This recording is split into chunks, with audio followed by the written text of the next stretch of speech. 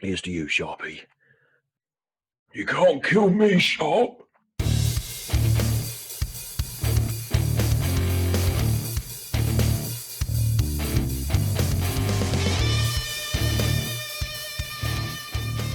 Hello, welcome to the Preambull, your every so often digest of all things hobby. My name is Burlokk, and here with me is Grumsworth. And join us as we dissect a Magic the Gathering card submitted by you. We discuss some of our favourite new releases for the week, and we can give you a bit of an update on our old hobby journals that we're going to open up. Grumsworth, how are you? How's your hobby found you this week? It's found me good, in good high spirits, and also productivity-wise, pretty strong. There's been hobby going on. There's been hobby going on in the form of 3 bases of necron scarabs. Oh, nice. More necrons adding to the throng. That's right. They came along with the necron warriors there.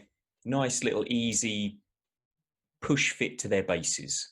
Yeah. So it's been a nice kind of quick, easy, relaxing wander down hobby lane for me. Very nice, very nice. Have you got much of the green glow going on again like you had with your last Necron Warriors? They look really nice when I saw them.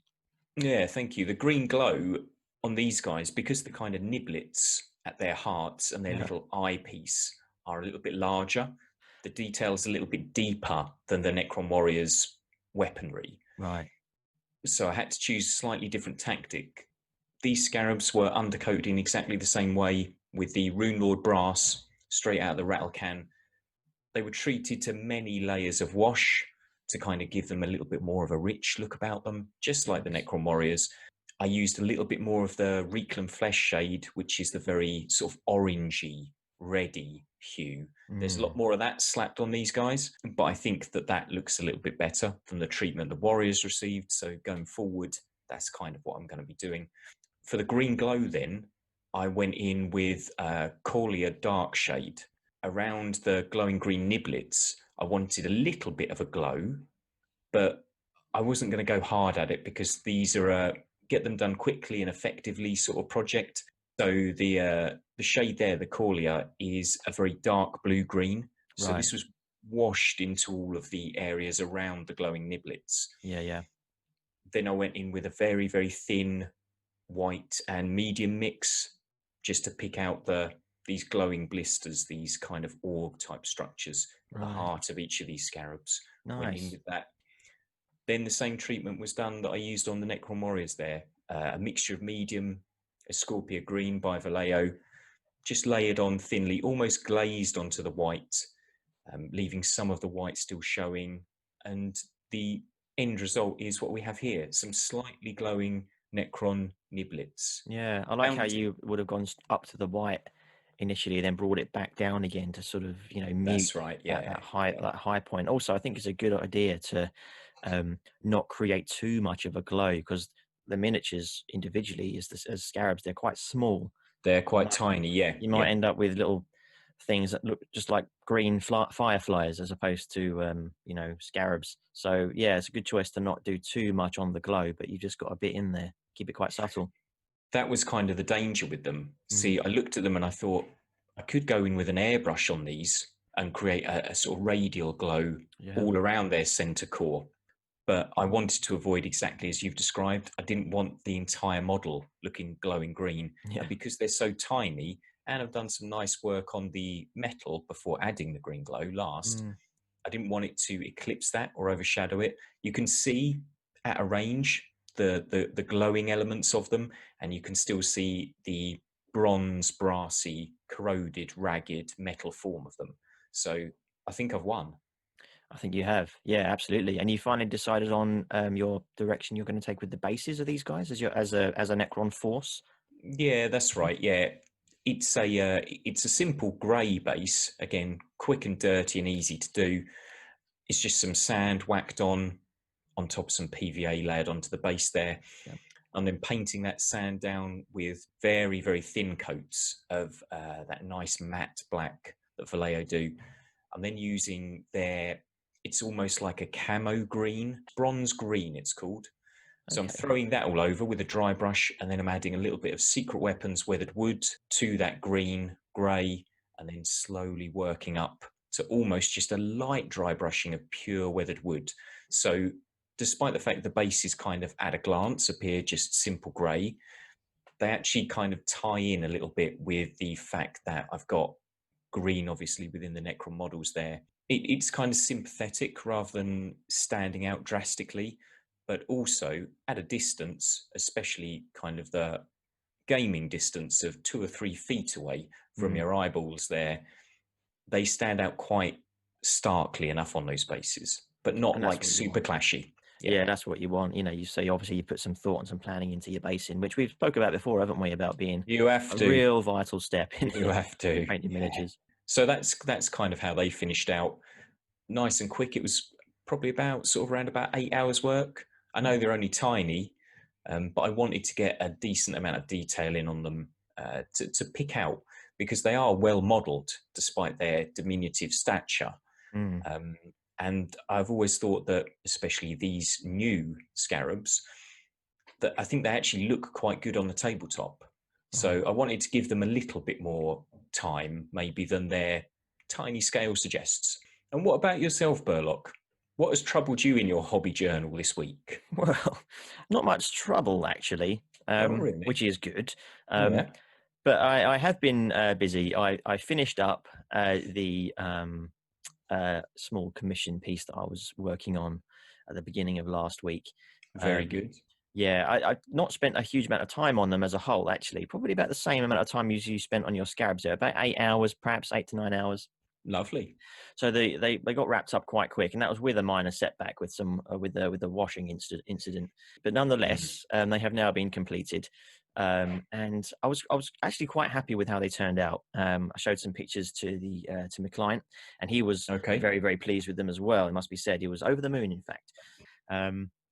I was most happy with the armor, because these guys are Silver Templar Space Marines, Yeah. Primaris Space Marines. So getting that armor right was quite important, because that's the largest section of the miniature that we have to deal with, I guess. So I think what I liked most about it is that I was able to keep the highlights on the armor somewhat subtle, because when you're dealing with metallic colors, the paint literally has metallic flakes, or like It does. Yeah. and of course, what happens with that, once you've painted the miniature or base coated it or spray primed it like I did with some gunmetal, gives you an all over color, and then you put a highlight over the top after a wash, for instance, and you can't see a huge difference initially, because of the way the light diffuses away from Yeah. this color, this metallic color. After it's been washed, you'll need to bring it back up to its initial base coat, and then place another highlight over the top of, which I did with plate mail metal.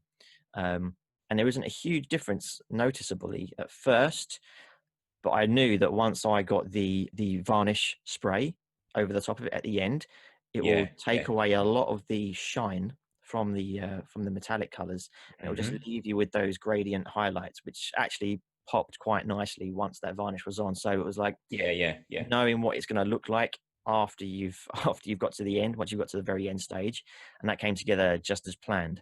That's sort of having faith in your technique, isn't it? As we said before, sometimes you've got to wait for that very last end layer to go on. Yeah. Whether it's that last little set of highlights, the hard coat, or whatever it is you're putting on to protect the miniature right at the end, that can often change almost the entire look of it. I think so, yeah. And so you're right. It's knowing your techniques, having faith in your techniques, but also I could have taken it, a couple of stages further, so that I could get some initial noticeable results.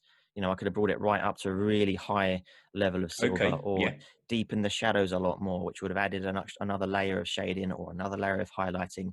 But staying true to the rules I'd set out for myself when it comes to painting a commission piece, I was thinking to myself, I'm not going to push this any further up. I know what it's going to look like at the end, so I'm going to move on to the next stage, and that was enough. They look lovely. I was pleased with how the mixing of styles, when it came to the base coating, the silver, highlighting it in the way that I've just described, then going to the airbrushing stage, putting that on, and then attempting to go through all the details. Having that order set out really nicely was I found to be quite successful. So I think I'll apply that now, and I'll apply that to the next next job I've got, and then the next one after that, if there's any more. Good. Yeah. Is it the case that you've been commissioned to continue on with this project? Yeah, it'll be another squad of 5 intercessors, assault intercessors, and then probably a couple of characters I think might be coming after that. So Nice. yeah, so that's going to be exciting. Just to sink my teeth into a character, especially after doing a couple of units, it'd be nice to mix it up. That'll probably be a couple of weeks away yet, but I'll keep you all updated as and when we do our weekly digest. So slowly, you're going to be tasked with painting an entire army of these dudes, right? Do you I think think? so, because they came together quite quickly. I'm excited to see the army slowly grow week on week. Yeah. Yeah. And I'll certainly be getting loads of pictures together, putting it up on our social media and putting it up on our videos here if we can. Changes I might want to make, if there are any. Go on. Probably making sure that I don't stray into any. Oh, I'll just put an extra bit of shading on this bit here. Yeah. I put some a little bit of weathering on the bottom half and bottom sections of some of the shoulder pads, and I thought that was a little bit more than I needed to do. More than I'd been paid to do as well. But I think the painter in me just wanted to make it look that little bit better. So I've got to really be strong, and not that I want to give the guy a bad result. Of course, I want to give him the best as I can, but at the same time, I've got to stay true to what you said you're going to do. And the outlines of the tariffs laid down and all that sort of thing. Staying true to that. So I've got to try my best just to stay in control of my my creative juices. You hold those juices in check. You hold them in, and everything will be fine. Yeah. So yeah. Overall, good results. I've got some a bit more direction now. I've got a little bit of a firmament for which I can base myself for doing some Silver Templars, and by the end of it, I'll be an expert. Come to me for all your Silver Templar needs. I'm going to do that though. When I get that ATV, that's going to be coming straight your way, and then I'm going to wrap it up and gift it to you as a fine festive gift. What do you reckon to that, Burlokk? Oh, just the word ATV, it just makes me shudder. Oh gosh. But talking of ATVs, that's actually been a new release by Games Workshop, and that can lead us into our new releases. What do you reckon? I think that sounds like a smashing idea, Burlokk. Let's have a look at some new releases.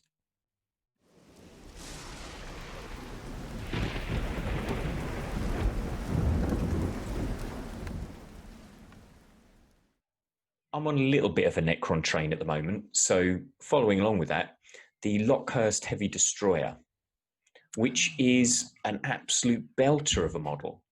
So what we got here is we've got a Necron torso, big and puffy. He's got some extra armor plates. He looks like that sort of slightly up armored version.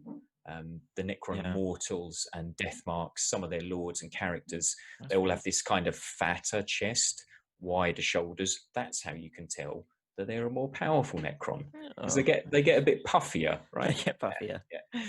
He also has done a interesting thing with his leg arrangement, in as much as he's sort of on a sort of centaur-like fashion on a big, thick, hovering body.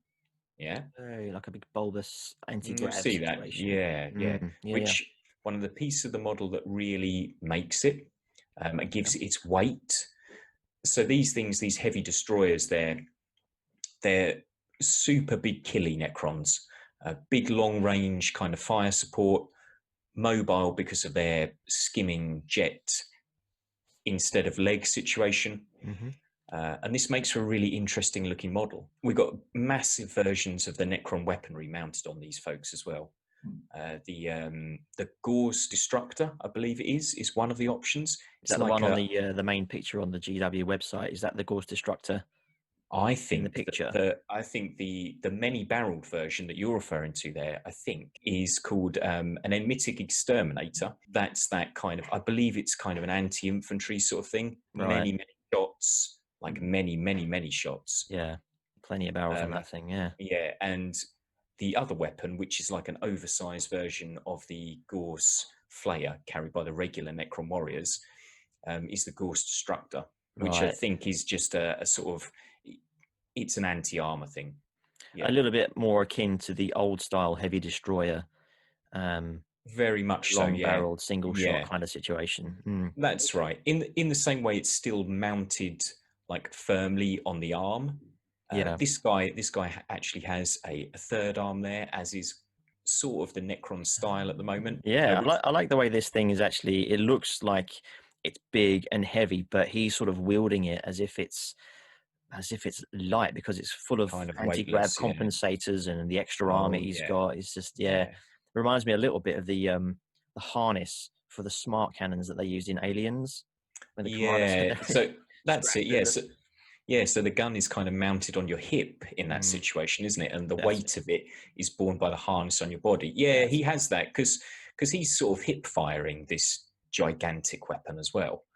But the reason I think this looks really well for a model, composition wise, is the fact that despite him having his puffy Necron torso, his third arm, and an oversized weapon there, he's sort of carried around on this hover carriage, right? Which this version of the Necron destroyer, unlike the previous ones, that their sort of hover unit was a little bit skimpy. in They were, comparison, certainly, yeah. in comparison, they were carrying lighter weaponry visually anyway.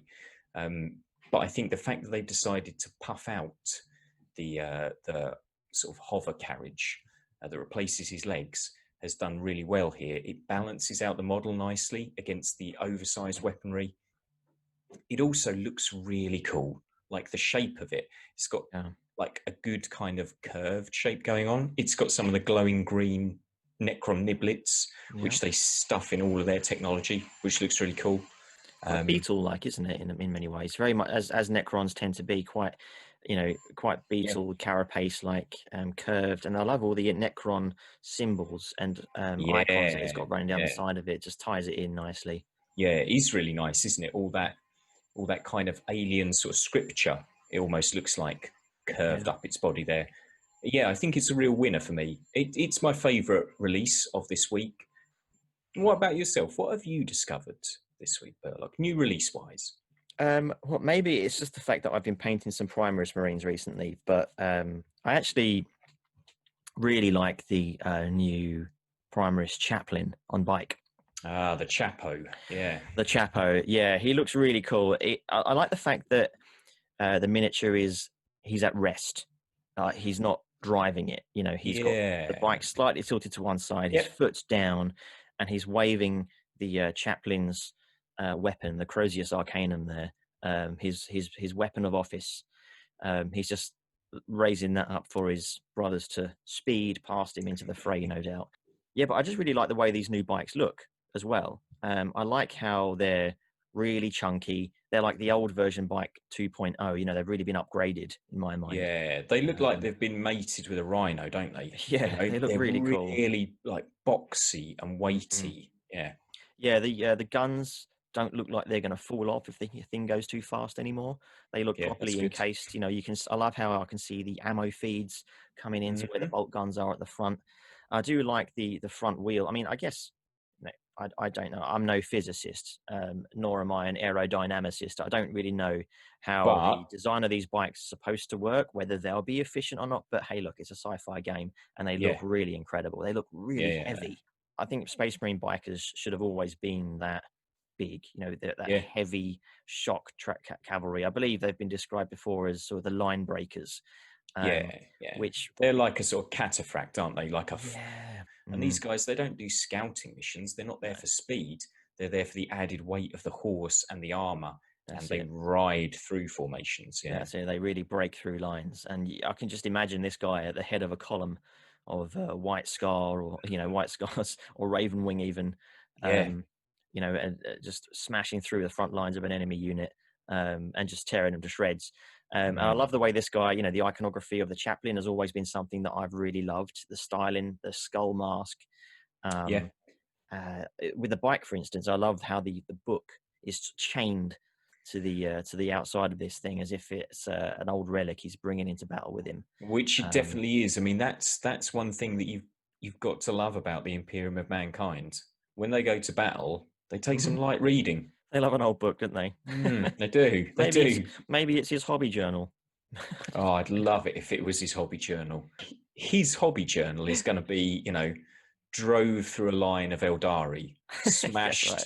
smashed 10 heads on the way through with my Crozius. That's it. Yep. Job done. But I mean, for the chaplain himself, not only the skull mask, the iron halo he's got behind him, which looks beautiful. Yeah, I really like the nice. way the breastplate is armored like a carapace should be, but it's sort of segmented like a rib cage.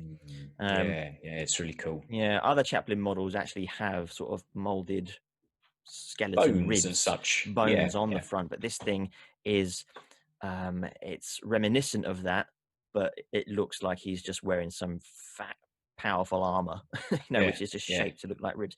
So I love how the suggestion is there, but it's still painted up to look like his black armor, which is obviously what chaplains wear. They wear the black, and they just have the single chapter color on their That's right. left shoulder pad. Yeah. I really like the way it's been painted. I know it's exactly as you'd expect from a chaplain there, but I just think this paint job it's really nicely crisp. Yeah, the black still looks black. There's a danger of making black look a bit too grey or a bit too blue. I like the sort of the pale gold they put on this guy. It might be the usual sort of recipe that the studio team use for their Primaris gold. I don't know, but it works nicely against the black in this case. I think it looks nice and pale and muted, and the red's not too bright either on the guns, or on the handlebars of the bike, which have got those cool little skulls on the end of them. Anywhere you can get a skull in, eh? Skulls. Yeah, I mean, the one part I'm not overly sold on is the Crozius Arcanum itself. This one, I think, lacks a little. It looks nice and heavy, which I think is good. It certainly does, yeah. Not too fond of the new style of haft they've got for their weapons. This sort of quilted look about it. I would much rather have seen some wrapped. Make it look like old leather wrappings around it rather than a fresh new quilted soft handle. But I might be able to change that. I might file it down. You could do, and green stuff some wrappings around it. But I like the base. I don't know how modelled that is by the studio, if that's part of it. I like the bullet casings that have come out of the bike and the slab of concrete that the bike's sitting on there. Yeah, as a whole, lovely piece, I think. And I never thought I would say a Space Marine bike would ever be a favourite release of mine. It's hard, isn't it? It's hard to find Space Marines looking good on wheels. Yeah. I think this is the issue, yeah? Exactly right, yeah. And I really want it. So Christmas is coming up, Grumsworth. It is, but you know what you're getting for that. So it's got wheels, folks. 4 of them. No chaplain. That's terrible. It's some horrendous sorcery. But hey, talking of sorcery and magic, let's move on to our next segment.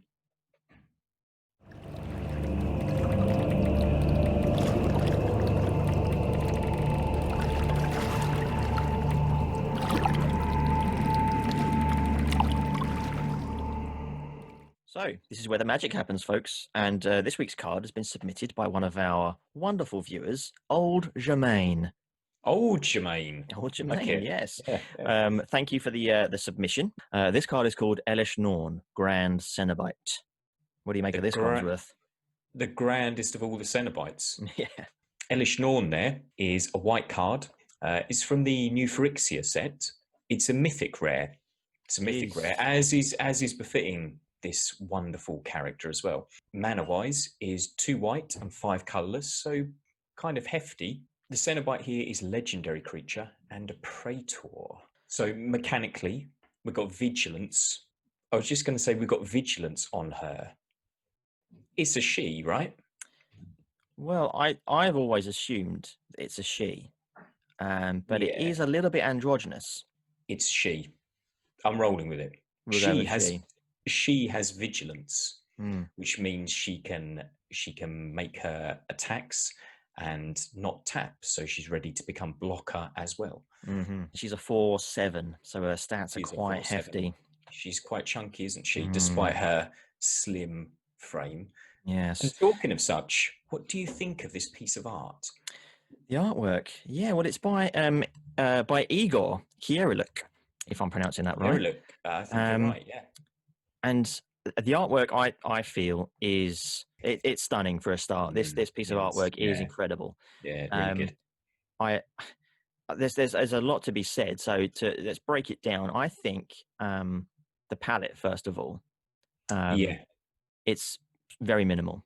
it's basically white and Very, red, right? yeah, It's like yeah, a beigey white and red, which I think adds to the sinister facet that Elish Norn has, and the yeah, sinister edge that Phyrexia has as a general thing. The idea of Phyrexia being that they're made by something called Phyrexian oil, which was brought to the plane of Mirrodin. And Mirrodin was a that's right. Yeah, completely metallic world where metal meets organic, and it's fused together. there's metal in Brasses, everything. Yeah, silvers, and golds. And this Phyrexian oil infected the planet, and the Phyrexian invasion began from within and without. And Elesh Norn, being one of the praetors here, she's basically one of the queens of the Phyrexians. So this artwork really, I think, emphasizes that sort of regal aspect I totally agree. to Yeah, Elish yeah, Norn.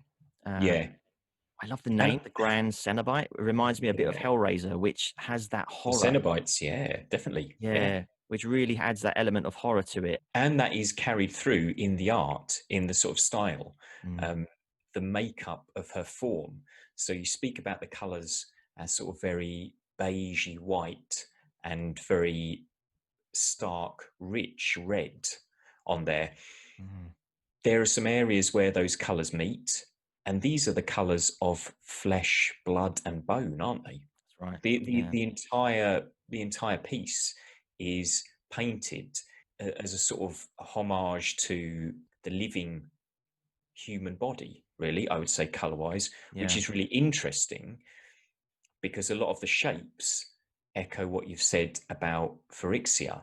There's a good organic kind of look to our Grand Cenobite here, but she also has some very hard, sharp angles, which are evocative of metal. Yeah. And danger and violence. Yeah. I love her posing. She's not attacking anybody. Oh no. No. She's almost in discussion with somebody, or striding She's forwards, yeah, yeah. to get to Raising a wherever she needs point, to isn't get. she? She is, yeah. She has her attendants there, which are, by the looks of things, quite far away from her. Mm, She's allowed the space. She's been given her personal space by her mm. attendants there. These long, trailing, flowing robes that she's got around her there. But everything She looks about her, comfortable, doesn't she? she does, but at the same time, I feel the fingers at the end of her hands and the Mm, sleek slenderness of her form give mm, her this edge of, she could tear me limb from limb, mm. but at this moment in this piece of artwork, her mouth's closed. She's sort She's of gesturing. serene. Yeah, Yeah, she is quite serene. yeah. Maybe she's just one of those characters. She's such a badass. Like she never gets stressed. No, Like this could be her. This could be her walking towards the enemy lines. it could well You be. know? Yeah, as she just waves her hands peacefully about her, her attendants still bearing her sort of robes, and as she just peacefully walks in a terrifying manner towards whatever poor unfortunates are going to feel her Mm. wrath. Going back to the sort of the palette and that style of that Mm, how horrific she looks. It looks like whatever flesh she might have has been stripped away. it does, yeah, Yeah, flayed for almost, me, yeah. that kind of sums up the way the Phyrexians work. It takes something that's living and organic, and Mm. it breaks it down, takes away all of its individuality, and a little bit like the Borg in some ways from Star Trek. Yeah, okay, yeah. So all of her flesh has been stripped back to peel away the sensitive, Some ripe workings. flesh beneath, but Mm, this encasing of porcelain white bone or armor mm, that she's mm. got about her is sort of, she's clad in the armor of Phyrexia, which kind of brings me on to talk about this headdress situation she's got going on. What do you make of that? Well, so when I first saw this, I thought to myself, is this a headdress? Is this a piece of armor that she's wearing? Mm. Or is this something that is actually affixed to her? Is this part of her? You say it has that kind of porcelain look about it, and we can see some cracks and Mhm. distress in it, Yep. but its edge looks super solid and sharp looking. Yeah, it does. It looks durable. And I kind of wonder, is this thing basically a very ceremonial looking weapon piece? Or does she just like to walk around with something cool strapped to her head? Yeah, It's blinding her, isn't it? it is. And that's one of the reasons I think that actually this is something that has been grafted or grown from her. Yeah, I I feel as like though that this idea. is Yeah. like a burden that she has to put up with, but gladly Mhm. do so. Um, she doesn't Yeah. need to see with her eyes. I like the idea that she has full command of her faculties and her senses, All of her despite senses. the Yeah. fact that this thing is completely over her face and it's Mhm. large and imposing. It gives this Mm. idea that this is such an otherworldly, almost kind Very of, alien looking. Yeah. Yeah. yeah, which to her is normal. Mm. Yeah, yeah, but I also think I think it's possibly a means of control. She's not the ultimate leader of the Phyrexians, but she is Mhm. certainly a high-ranking praetor. She's one of the praetors, The Grand the Grand Cenobite Cenobite. as So well. she's Yeah. one of the top Cenobites there, and I still feel as though there is an element that she is still under control by some higher power, given Mhm. the fact that she has her eyes obscured. And Mm. Yeah. mm, Yeah. Yeah. That makes good sense. I think it's also interesting. Something else that you pick up with the motions of her hands, there appears to be some sort of like glowing, slowly drifting kind of points of light. gonna Or say is it something that's sort of flowing about her? Because it does seem reasonably concentrate around her hands. you might be right. They might be coming I think from so. around Yeah. her. It looks almost as if now she could be looking at one of these spots of light Yes, I think and you're just right. Yeah. reaching out to Yeah. touch it. Yeah. Perhaps these are messages that she's conveying somehow, or this is just her power that she's employing in this Mm. moment, in this snapshot in time. It kind of links in a little bit to the flavor text, and Mm. which we'll go into towards the end of this little segment. Um, but I think, I mean, the artwork is stunning. I think Igor's done a brilliant job pulling the Lovely work. Yeah. Yeah. idea of otherworldly horror, the sort of dehumanizing of Hmm. everything about this picture. The But there's backgrounds, grace there as well, isn't there there? There's absolute grace grace. and elegance and horror and Mhm. a beautiful color palette for this Yeah, very regal character, I think. looking at her mechanics in game, um, it says here other creatures get +2/+2, which is Mhm. a very common effect in the white color pie. Yeah. The Yeah. Very idea of, supportive, yeah, it's bolstering. called the lingo is it's an anthem effect, because there is a card Hmm. called Glorious Anthem, which all your creatures get a buff. It's like an enchantment. So she brings a double strength version of that. But what strays away from the color pie, in my opinion, from the idea of the white color and what it brings to the Mm. game, is that the creatures your opponents control get -2, Mm. -2. Yes. So she just brings bounty and fortune to your forces and doubt and despair and weakness To your enemies. to your opponents. Well, that's very black. It's a Yeah, very I was just black going to say mana it is, isn't it? style. Yeah. Really sort of does jar when it doesn't fit nicely into that white color pie, which I really like about this No, card.